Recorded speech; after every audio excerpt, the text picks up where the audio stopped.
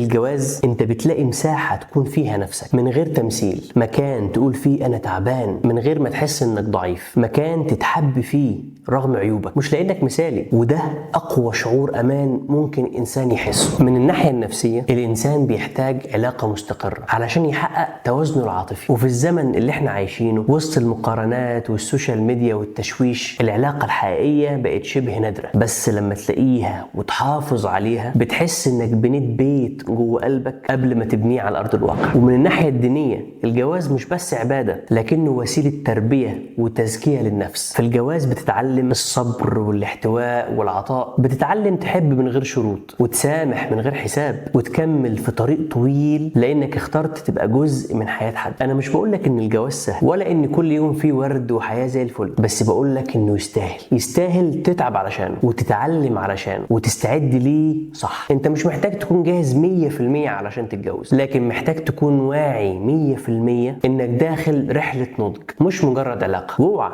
تفتكر انك لازم تبقى غني او ناجح جدا او كامل علشان تبدأ. كل اللي محتاجه انك تبقى مستعد تتغير وتنضج وتحس بغيرك وتشوف في شريكك انسان حقيقي يستحق المشاركة. ولو وصلت معايا للاخر فحب اقولك انا مش بجاوبك بس على سؤال ليه بنتجوز، انا بحاول ارجع لك الثقة في فكرة ان العلاقة ممكن تبقى امان وانك تستحق تعيشها. اشوفك على خير والسلام عليكم.